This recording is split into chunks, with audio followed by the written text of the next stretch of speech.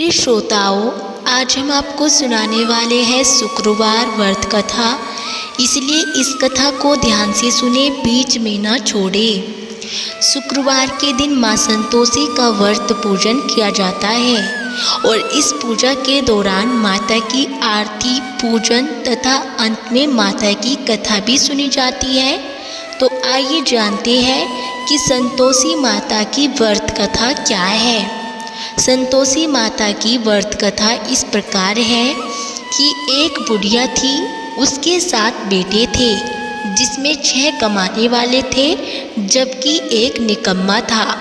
बुढ़िया अपने 6 बेटों की रसोई बनाती और भोजन कराती और उनसे जो कुछ छूटन बचती वह अपने 7वें बेटे को दे देती थी। एक दिन वह अपनी पत्नी से बोला कि देखो, मेरी माँ को मुझ पर कितना प्रेम है।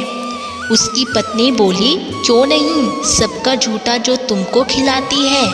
वह बोला कि ऐसा नहीं हो सकता है, मैं जब तक अपनी आँखों से न देख लूँ तो मैं मान नहीं सकता हूँ। बहू हंसकर बोली, देख लोगे तब तो मानोगे।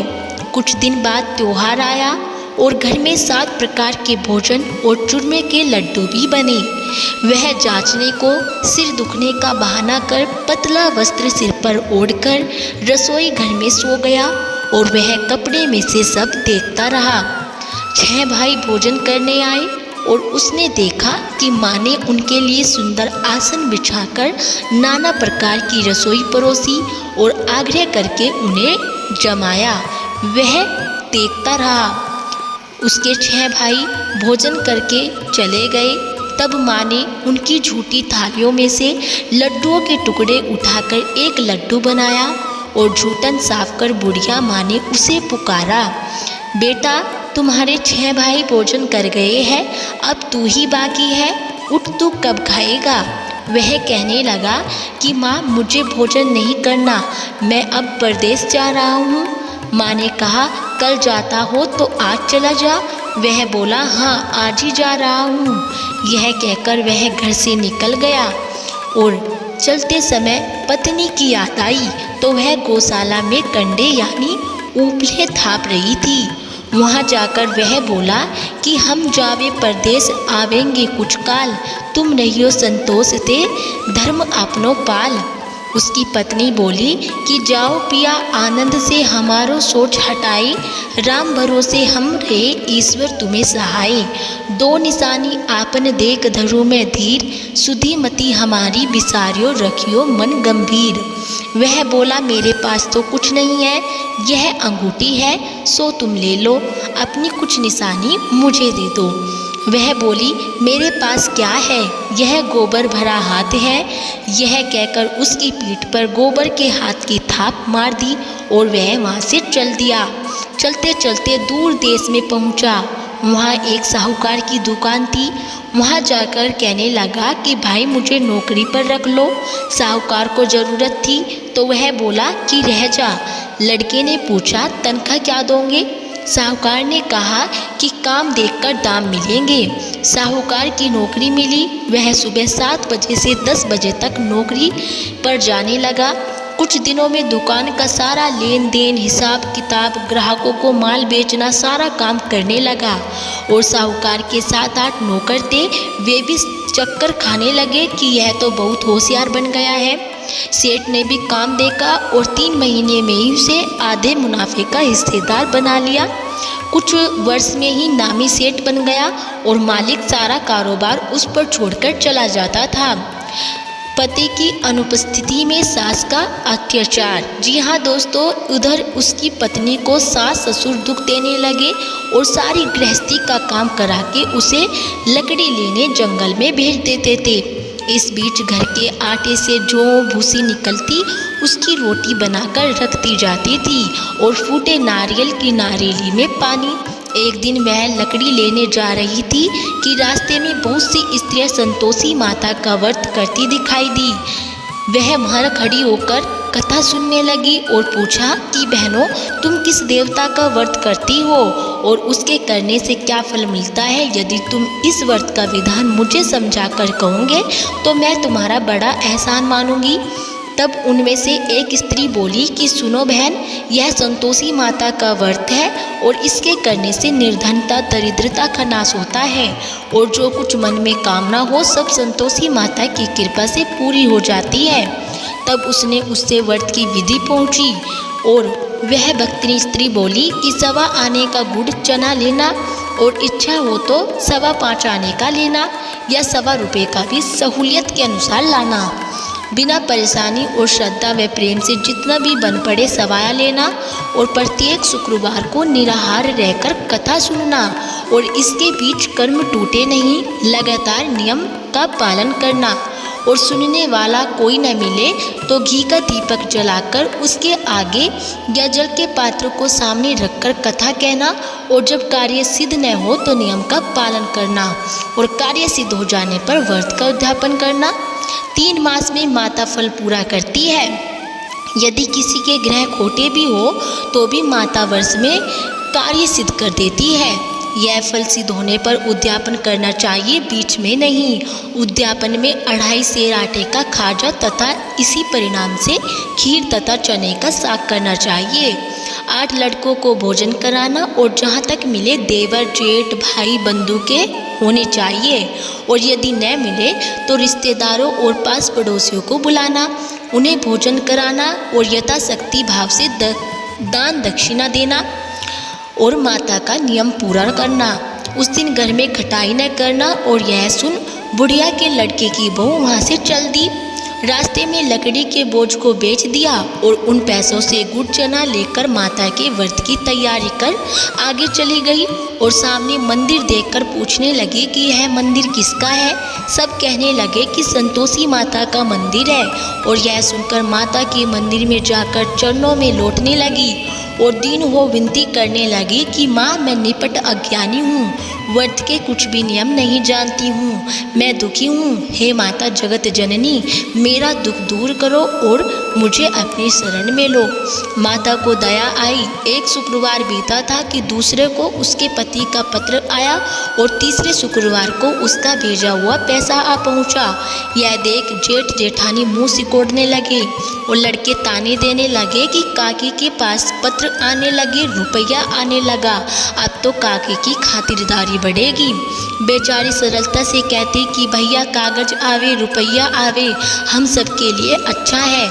ऐसा कहकर आंखों में आंसू भरकर संतोषी माता के मंदिर में जाकर मातेश्वरी के चरणों में गिरकर रोने लगी कि कहने लगी कि माँ, मैंने तुमसे पैसा कम मांगा था, मुझे पैसे से क्या काम है, मुझे तो अपने सुहाग से काम है, मैं तो अपने स्वामी के दर्शन मांगती हूँ। तब माता ने प्रसन्न होकर कहा कि जा बेटी, तेरा स्वामी आएगा। यह सुनकर खुशी से बावली होकर घर में जाकर काम करने लगी। अब तो संतोषी माँ विचार करने लगी कि इस भोली पुत्री को मैंने कह तो दिया है कि तेरा पति आएगा, लेकिन कैसे, वह तो इसे स्वप्न में भी याद नहीं करता है, उसे याद दिलाने को मुझे ही जाना पड़ेगा।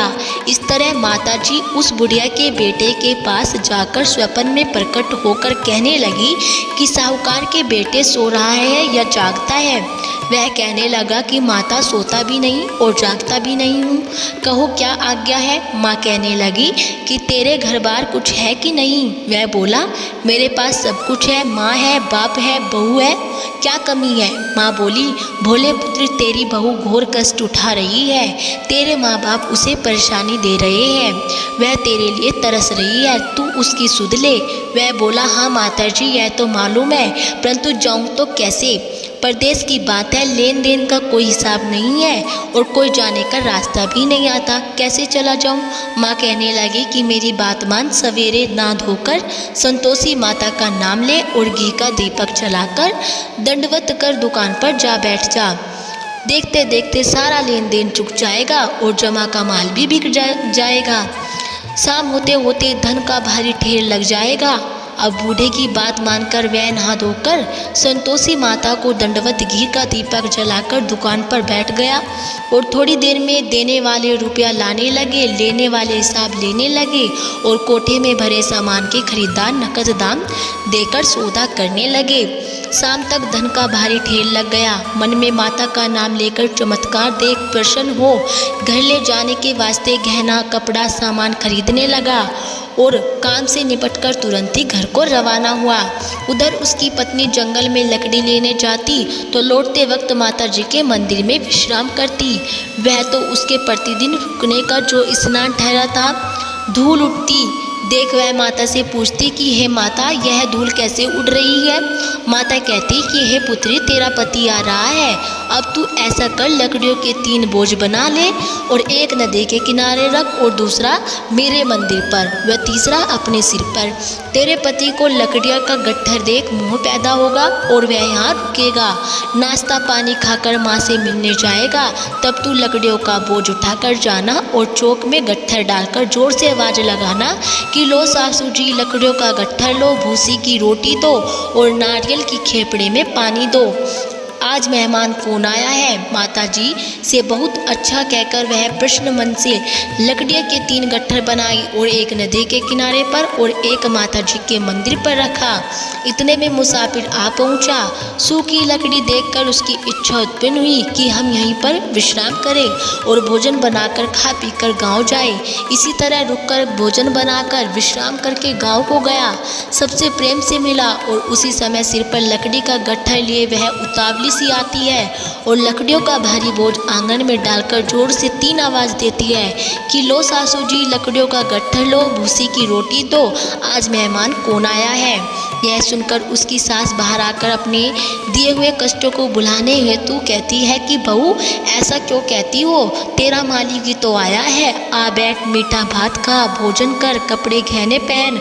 और उसकी आवाज़ सुनकर उसका पति बाहर आता है और अंगूठी देखकर व्याकुल हो जाता है। माँ से पूछता है कि माँ, यह कौन है। माँ बोली कि बेटा, यह तेरी बहू है, जब से तू गया है तब से सारे गांव में भटकती फिरती है और घर का कामकाज कुछ नहीं करती है और 4 पैर आकर खा जाती है। वह बोला कि ठीक है, मैंने इसे भी देखा और तुम्हें भी, अब दूसरे घर की ताली दो, उसमें रहूँगा। माँ बोली ठीक है, जैसी तेरी मर्जी। तब वह दूसरे मकान की 3री मंजिल का कमरा खोल सारा सामान जमाया और एक दिन में राजा के महल जैसा ठाट बाट बन गया। अब क्या था, बहुत सुख भोगने लगी। इतने में शुक्रवार आया। शुक्रवार व्रत के उद्यापन में हुई भूल। जी हाँ, उसने पति से कहा कि मुझे संतोषी माता के व्रत का उद्यापन करना है। पति बोला कि खुशी से कर लो। वह उद्यापन की तैयारी करने लगी। जिठानी के लड़कों को भोजन के लिए कहने गई। उन्होंने मंजूर किया, परंतु पीछे से जिठानी ने अपने बच्चों को सिखाया कि देखो, भोजन के समय खटाई मांगना और जिससे उसका उद्यापन पूरा न हो। लड़के जीवने आए, खीर खाना पेट भर खाया, परंतु बाद में खाते ही कहने लगे कि हमें खटाई दो, खीर खाना हमको अच्छा नहीं भाता, देखकर अरुचि सी होती है। वह कहने लगी, भाई, खटाई किसी को नहीं दी जाएगी, यह तो संतोषी माता का प्रसाद है। लड़के उठ खड़े हुए, बोले पैसा लाओ, भोली बहू कुछ जानती नहीं की। उन्हें पैसे दे दिए। लड़के उसी समय हट करके इमली खटाई ले खाने लगे। यह देखकर बहू पर माता जी ने कोप किया और राजा के दूत उसके पति को पकड़कर ले गए। जेठ जेठानी मन माने वचन कहने लगे, लूट लूट कर धन इकट्ठा कर लाया है, अब सब मालूम पड़ जाएगा जब जेल की मार खाएगा। बहू से यह सहन नहीं हुआ।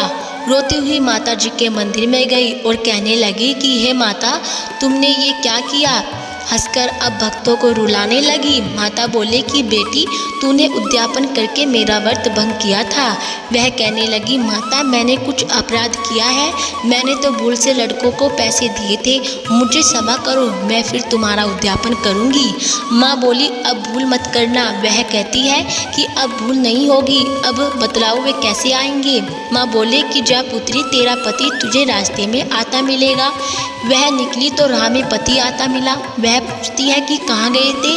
वह कहने लगा कि इतना धन जो कमाया है उसका टैक्स राजा ने मांगा था, वह भरने गया था। वह प्रश्न होकर बोली कि भला हुआ, अब घर को चलो। कुछ दिन बाद फिर शुक्रवार आया और वह बोली कि मुझे फिर माता का उद्यापन करना है। पति ने कहा कि करो बहू। फिर जेठ के लड़कों को भोजन को कहने लगी कि जेठानी ने एक दो बातें सुनाई और सब लड़कों को सिखाने लगी। तुम सब लोग पहले ही खटाई मांगना। लड़के भोजन से पहले कहने लगे कि हमें खीर नहीं खानी, हमारा जी बिगड़ता है, कुछ खटाई खाने को दो। वह बोली कि खटाई किसी को नहीं मिलेगी, खाना हो तो खाओ। वह ब्राह्मण के लड़के लाकर भोजन कराने लगी। यथाशक्ति भाव से दक्षिणा की जगह एक एक फल उन्हें दिया और संतोषी माता को प्रश्न किया। माता की कृपा होते ही 9वें मास में उसके चंद्रमा के समान सुंदर पुत्र प्राप्त हुआ और पुत्र को पाकर प्रतिदिन माता जी के मंदिर में जाने लगी। माँ ने सोचा यह रोज आती है, आज क्यों न इसके घर चलूं, और यह विचार कर माता ने भयानक रूप बनाया और गुड़ चने से सना मुख, ऊपर सूंड के समान होठ, उस पर मक्खियाँ भिन भिन करती रही और धेली पर पैर रखते ही उसकी सास चिल्लाने लगी, देखो रे कोई चुड़ैल डाकिन चली आ रही है, लड़कों इसे भगाओ नहीं तो किसी को खा जाएगी। लड़के भागने लगे, चिल्लाकर खिड़की बंद करने लगे। बहू रोशनदान में से देख रही थी। प्रसन्नता से पगली बन चिल्लाने लगी, आज मेरी माता जी मेरे घर आई है। वह बच्चे को दूध पीने से हटाती है और इतने में सास का क्रोध फट जाता है और वह बोली, क्या उतावली हुई है, बच्चे को पटक दिया। इतने में माँ के प्रताप से लड़के ही लड़के नजर आने लगे और वह बोली, माँ मैं जिसका व्रत करती हूँ यह संतोषी माता है। सबने माता जी के चरण पकड़ लिए और विनती कर कहने लगे कि हे माता, हम मूर्ख हैं, अज्ञानी हैं, तुम्हारे व्रत की विधि हम नहीं जानते हैं। व्रत भंग कर हमने बड़ा अपराध किया है। जग माता आप हमारा अपराध क्षमा करो। और इस प्रकार माता प्रसन्न हुई और बहू को प्रसन्न हो जैसा फल दिया वैसा माता सबको देना। जो इस कथा को पढ़ते हैं उसके सभी मनोरथ पूर्ण होते हैं। बोलो संतोषी माता की जय हो। तो दोस्तों ये थी संतोषी माता की व्रत कथा। यदि आपको हमारी कथा अच्छी लगी हो तो प्लीज़ हमारी वीडियो को लाइक करें और चैनल को सब्सक्राइब करना ना भूलें।